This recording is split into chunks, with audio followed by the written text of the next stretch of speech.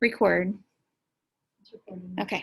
All right. So this unit, if you want to look at the student learning map and kind of see an overview of it, that's in the PDF folder also. The student learning map will talk about all the things gases. So we're going to talk about reactions with gases. We're going to do stoichiometry when the reactants or products are gases, which is completely different because now you have to take into consideration the pressure and the temperature because they affect how much space the gas takes up. So it just adds in all these additional layers of complexity. We're going to talk about a bunch of gas laws. You may have heard of like Boyle's law, Charles' law, Gay-Lussac's. And the laws just basically say what happens. So we have to talk about the theory that explains why that happens, which is the kinetic molecular theory. And then we're going to do some cool labs where I told you we make the hydrogen and then light it on fire and stuff like that. So it's a fun unit. When you do the equations, the gas law equations, these are the variables that would be in there. So they're abbreviated like this, P, T, B. Moles is not M, it's lowercase n when you see it in an equation. And molar mass is a fancy M. Oh, you can't see, you scroll up a little. It's kind of like a M with a tail, but it's hard to tell a fancy M from a regular M. So sometimes I just put capital M for molar mass.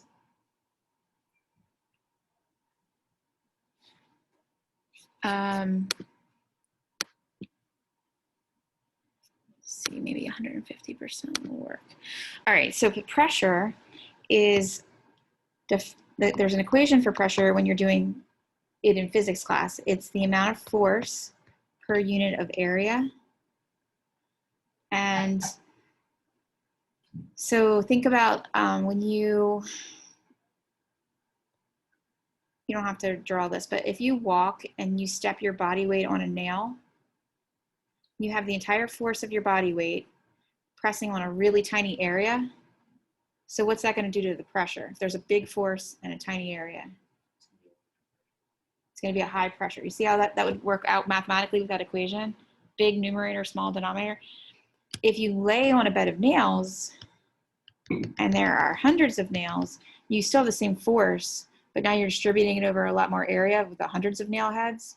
So what does that do to the pressure then? Does it go up or down?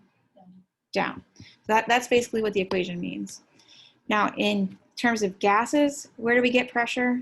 If you think of like an Erlenmeyer flask that's stoppered and there's a sample of gas in there, those gas particles are moving faster than you can imagine, like millions of collisions with each other per second. It's the collisions that are key to creating pressure. Every time gas particles collide with each other, they make pressure, and every time they hit the walls of the container, they create pressure. Bam, bam, bam. So a little note that in gases, pressure is created by collisions.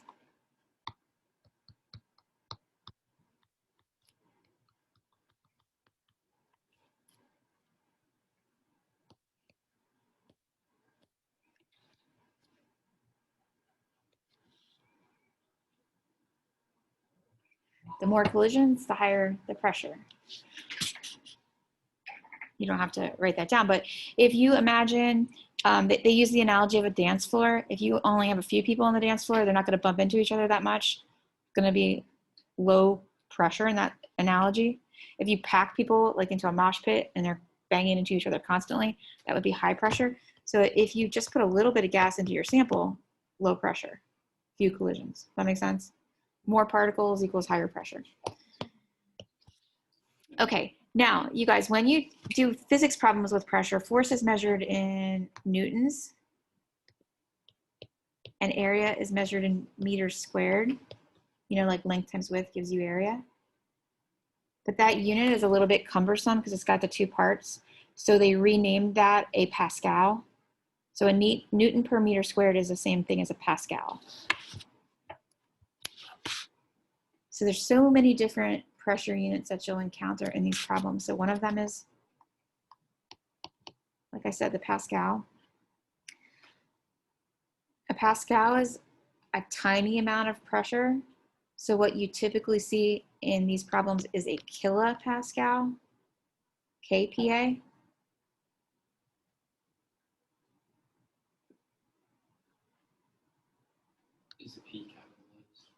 Yeah.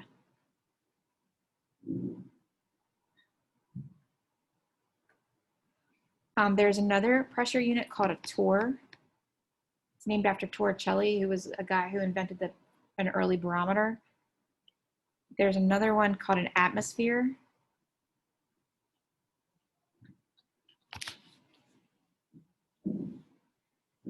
Typically, like at sea level on a day like today, the pressure would be about 1 atmosphere. So it's like a standard pressure that you'd feel. That's why they call it an atmosphere. Because the barometer measures pressure by how much mercury rises up this tube. You know, a thermometer has mercury that rises up the tube when it gets hotter. A barometer has mercury that rises up as the pressure gets greater. And if you measure how high the mercury rises in inches, the unit that they use for pressure is called inches of mercury. It's 4 letters like that, Hg being the symbol for mercury. So that would be here in America. If you look on like the Weather Channel's website for typical pressure on a day, it'll be measured in inches of mercury.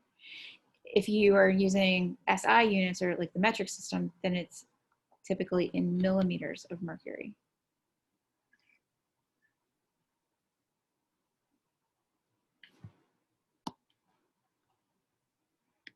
So the problems sometimes combine these different units. Like they might say, we take this gas and it's originally at 1 atmosphere of pressure and we increase the temperature. What's its new pressure in torrs? So you have to convert between pressure units. Or if the problem gives you 2 pressures in different units, you have to make them match before you can do the math. You know how you can't put different units into the same equation. So we're going to have to practice converting between them, which I'll show you how to do in a second. Any questions so far about pressure? Just think of it as based on collisions. Okay, moving on to temperature. Temperature is proportional to average kinetic energy.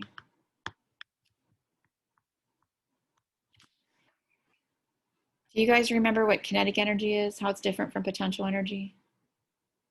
Caleb, what is it? Potential energy is energy that's kind of stored. Kinetic energy is in the process of being released. It's already in motion. Motion is the key. Yeah, kinetic energy is energy of motion. And so what we're saying here is because the two are proportional, if the temperature goes up, that means the average motion of the particles goes up. You can look at one of those PhET simulations where you look at a sample of gas, and have you guys used those PhET simulations at all? Okay, I'll show you one of those in a minute. You can add heat to it and you see the particles start to move faster. That's basically all we're saying here. Well, temperature is not equal to kinetic energy, it's proportional to it. There's a way to connect the two exactly, but we don't get into that in this class. Do you know the equation for kinetic energy is 1/2 mass times velocity squared? We're going to use that in later problems. So looking at that equation, if the velocity goes up, the speed of the particles, what happens to the kinetic energy? Increases a lot, right? Because it's velocity squared. So it has a greater effect on kinetic energy than the mass does, because that's just a not squared term. Okay, so temperature, it all has to do with how fast these particles are moving. Another thing I want to point out, notice it says average kinetic energy. If you had a sample of gas, I'm drawing a sample down here. If you could watch these particles moving around, some would be moving really fast, some would be moving really slow, but on average, there would be some like mean speed that they would be moving. Most of them would be moving that medium speed. It would look like, have you had any classes where that you talked about bell curves or normal distributions? So some of the particles have this, if this was a graph of the kinetic energy versus, oops. Yeah, I put kinetic energy on that axis and the number of particles here. See how there's a lot of particles with that medium amount of energy? Only a few that have this amount of energy and only a few that have this amount. That's what it's trying to say. There's a distribution in any sample but we're looking at the average. Okay. Units for temperature that you guys are familiar with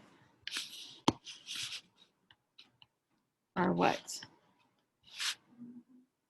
Fahrenheit, what we use most of the time. Celsius, what we use in the lab. And Kelvin is what you must use for these problems. So if they give you Fahrenheit or Celsius, the first thing you want to do is convert to Kelvin all the time, which I'll explain why in a minute. You can't put a Celsius temperature into the equations. You'll get the wrong answer. It's not like you can put it in and then convert later. In these problems, it has to be in Kelvin. And Kelvin is abbreviated with a K, but without the degree sign.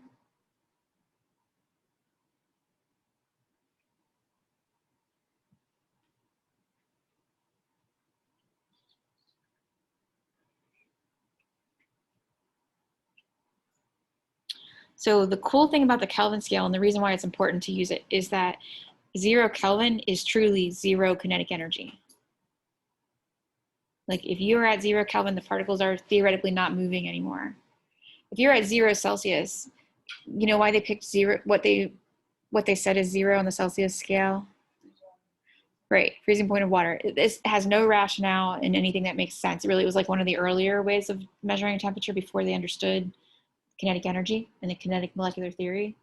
So Kelvin is the only one that's truly like, if you increase by double in the Kelvin scale, you know you increase by double in your kinetic energy.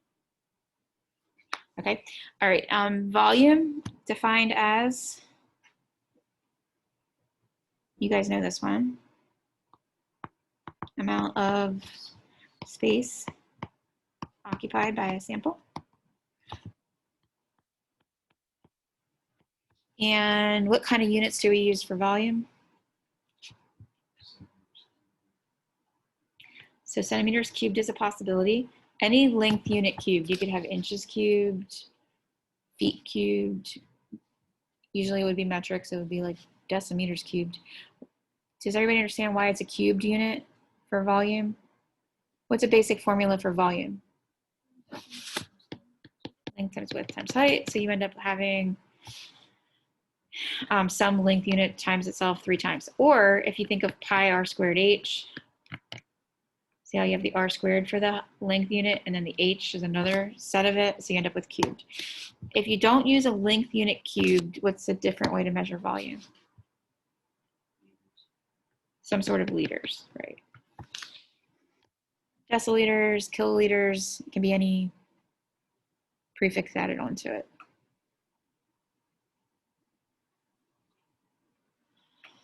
Okay, now moles is the amount of matter, and 1 mole is equal to how many particles?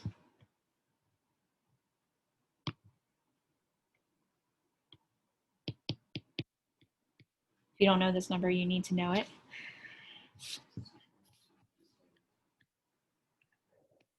Right, and a mole, if you want to measure it in terms of mass, it's equal to the, what we call the molar mass. And you guys are all good at calculating that, right? If it's an element, you get it from the periodic table. If it's a compound, you add up the elements. What's the unit for moles? Moles. And moles is abbreviated mole without the E.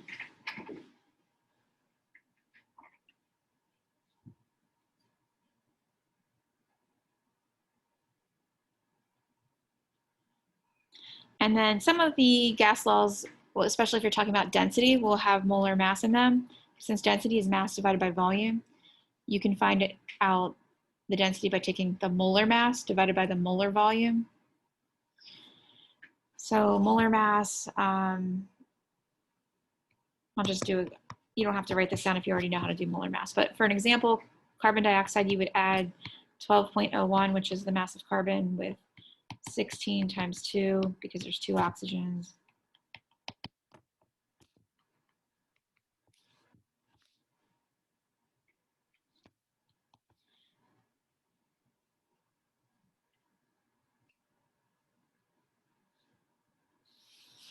So the unit for molar mass is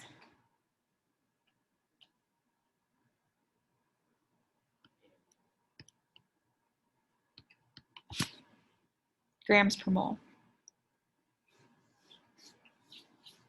If you were talking about the formula weight, I think that's what you were thinking, Caleb.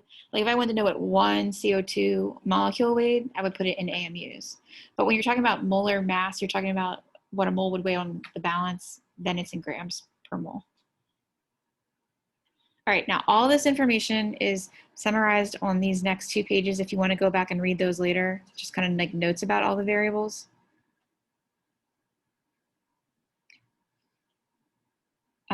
I wanted to talk about how to convert between the different pressure units. So there's something called standard temperature and pressure, which means like they decide there's a group of people called the International Union of Pure and Applied Chemistry that maybe someday you could be a member of. And it's like these elite chemists and they sit around and decide things. So they decided to set the standard temperature and pressure at 1 atmosphere of pressure and 0 degrees Celsius. Oops.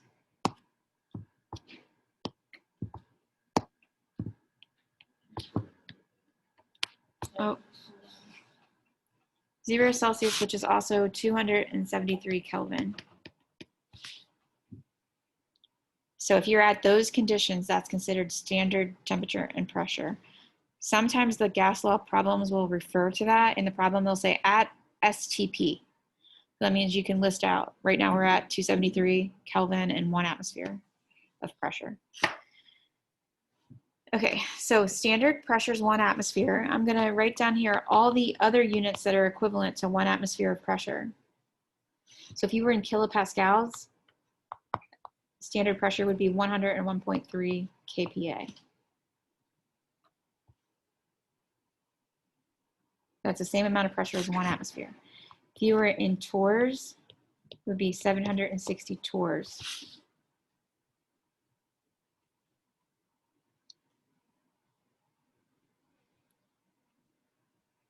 If you were in millimeters of mercury, they're equivalent to torrs.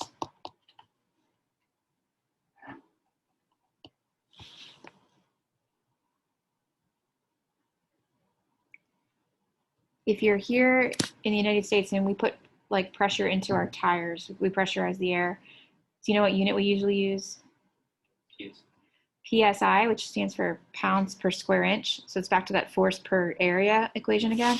So the PSI equivalent of this is, oops, sorry, 14.696.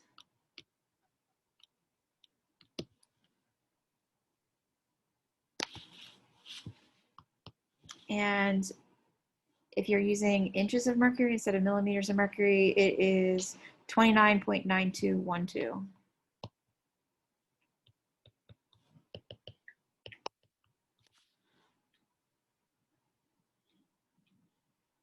So we don't typically use PSI or inches of mercury in this class unless we're getting the pressure off the websites. Like we have to for our one lab, we have to see what the pressure in New Oxford is. So we look it up on the Weather Channel app.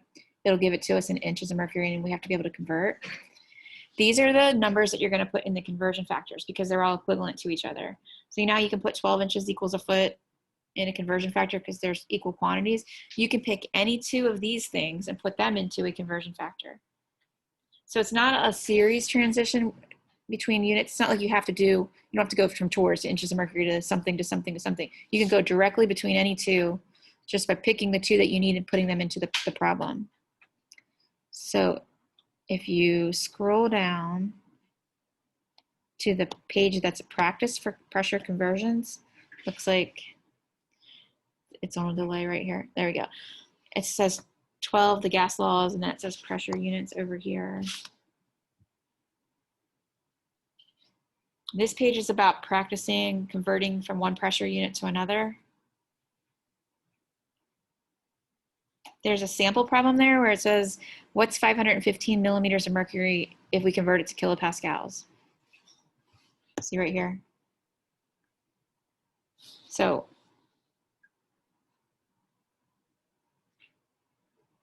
I zoomed in, but it's happening in slow motion. You see how I picked two things from that list to put them into the conversion factor, and I had to put millimeters of mercury diagonal from itself, and then you just do the math. Multiply across the top, divide by the bottom. The first answer that they have is the unrounded answer. And then they had to round it to 3 significant digits to match the original number.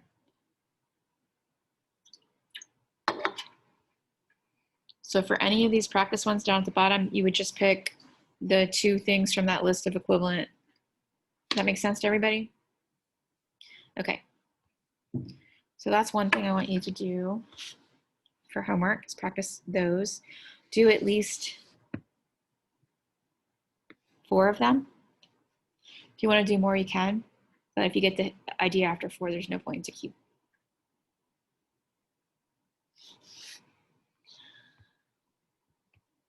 Okay, so that's how to convert between pressure units. You also have to be able to convert between temperature units. I'm not going to ask you to convert between Celsius and Fahrenheit. I think that if you were going to do that, you would probably, if you were a scientist, pull up a conversion thing on Google and type it in, you know, rather than multiply by 9/5, add. It's a strange conversion. But to go from Celsius to Kelvin, do you see the difference between my Celsius and Kelvin on the standard temperature? Celsius was 0 degrees. Kelvin was 273. So how do you convert from Celsius to Kelvin? Add 273. So that's all you have to do. So if we were at room temperature, 22 degrees Celsius, oops, and we wanted to convert to Kelvin, we add 273 to it, and you get 295 Kelvin. If you are going backwards, guess what you do? Subtract 273.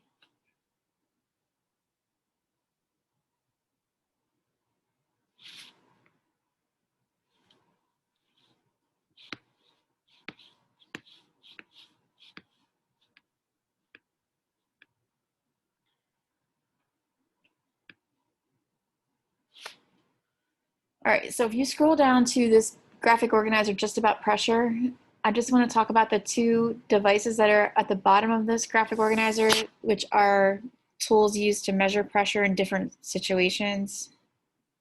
The 3 questions at the top of the graphic organizer, you can fill in probably based on things we already talked about. We talked about the pressure formula, and we talked about what causes pressure in a gas.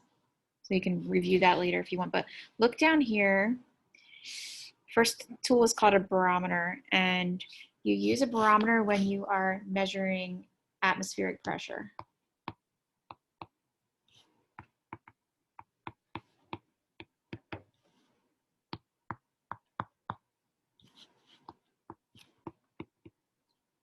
And you could call it air pressure.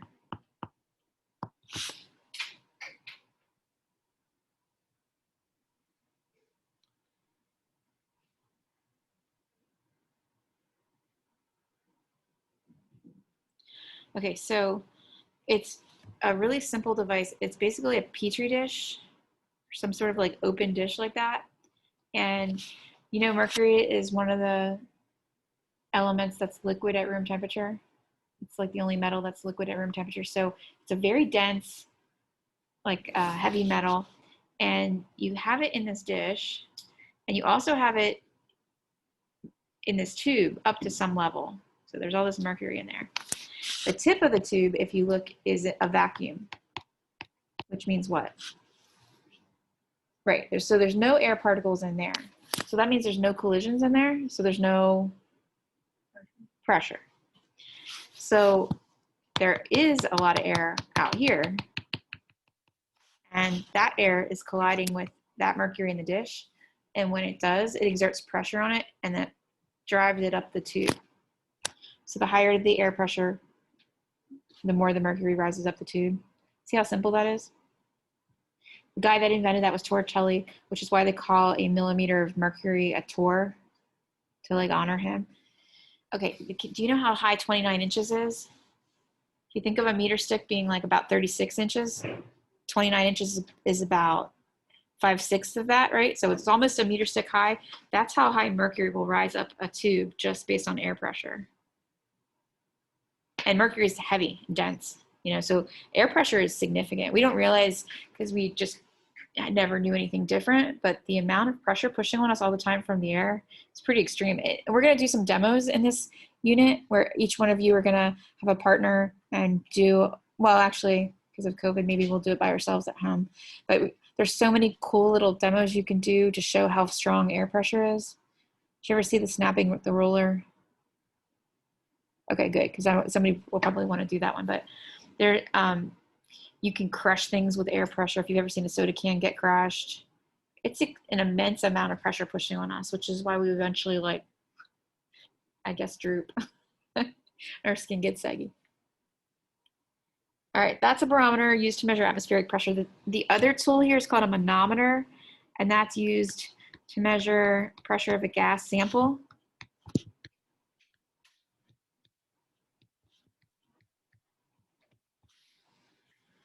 Like in a lab.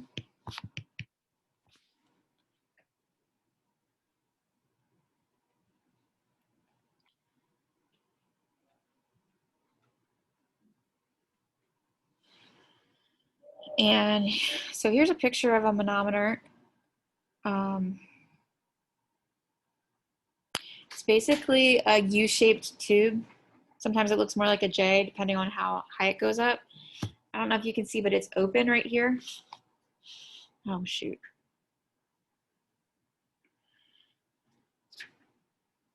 I didn't take attendance, so now it's going to send an email to the whole school. It's okay. See, that tube is open to the outside. So there are molecules out here, and they are colliding with the mercury that's in this tube and exerting some pressure on it. There's also molecules in this sample that we're interested in, and they are colliding with the mercury in the tube. And can you see in that picture that the mercury is shifted? Like, it's the silver stuff in here, and it goes the whole way up to here on this side. So what does that tell you about the pressure of the gas in that bulb compared to the atmospheric pressure? Which one's greater?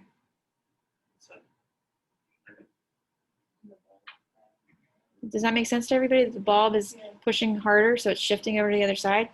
Okay, so that tells you pressure of the gas is greater than the pressure of the atmosphere.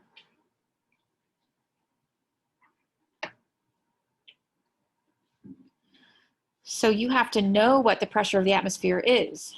So say they told you it was 760 millimeters of mercury.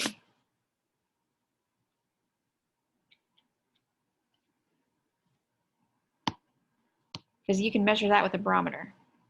So you know the gas out there floating around in the air is 760 millimeters of mercury. So you have to see how much greater the pressure of this gas is. So you do that by comparing the heights of the mercury on the two sides. So you see how they have it labeled right here, H. And if I try to read this scale here, it looks like it goes from like -3.5 up to +3.5. So that means the difference is 7, and the unit is centimeters. So there's 7 centimeters in difference, which is how many millimeters? 70 millimeters, right?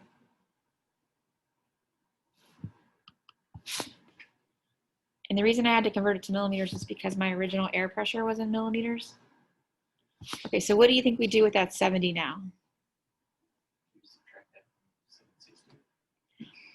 Okay, if we subtracted it from 760, then the pressure of our gas would be 690. Does that make sense with this picture? So you have to add it.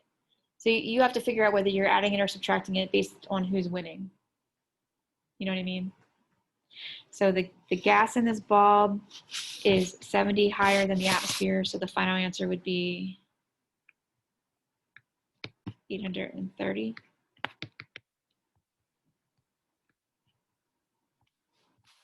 760 plus 70. So if you're ever taking an exam and you can't remember whether to add or subtract, just try one and then think, does that make sense that my gas would be higher than the atmosphere based on the way the picture looks shifted?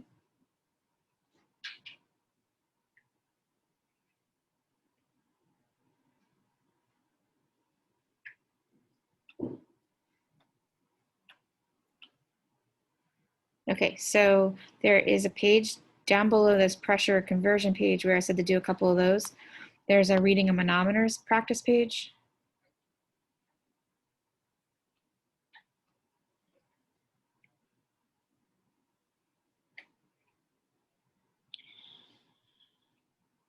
And it shows you at the top 3 different scenarios. You can see in the first one, the mercury is the same height on both sides. So that tells you that what is true. They're the same, gas and the atmosphere. Here it's lower here and higher here. So what's that tell you? The gas sample is greater than the atmosphere. And then here it's shifted the other way.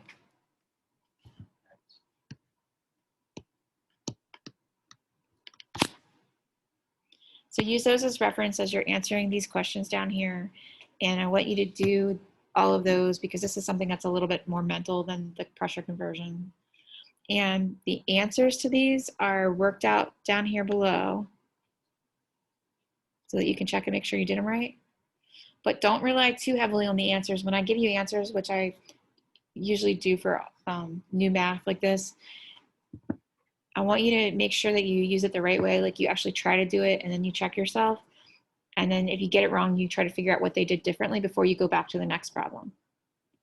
You know what I mean? Because especially during virtual last year, people would just, I could tell they just copied down the answers. There'd be like no scratching, no mess up, just perfect. I don't want you to do that. Okay, and then the final variable to talk about is Kelvin, which is, there's a little video clip I want to show you. And while we're watching the video clip, we're going to fill in, he's going to take a gas sample of helium and he's going to dip it in boiling water, which is 100 degrees Celsius, and read the pressure. And then he's going to dip it in something that's at 0 degrees Celsius, read the pressure, negative 79, negative 196.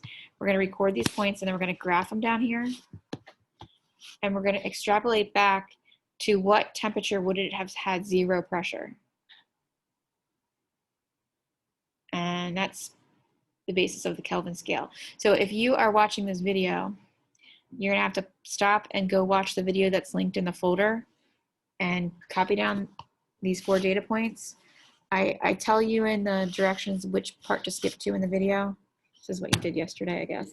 And then after you get those 4 data points, plot them and then answer the questions at the bottom. Okay, so doing 4 conversion factor problems, at least with the pressures, doing the manometer problems, and then filling in this, this gas laws Kelvin scale sheet is the assignment for today.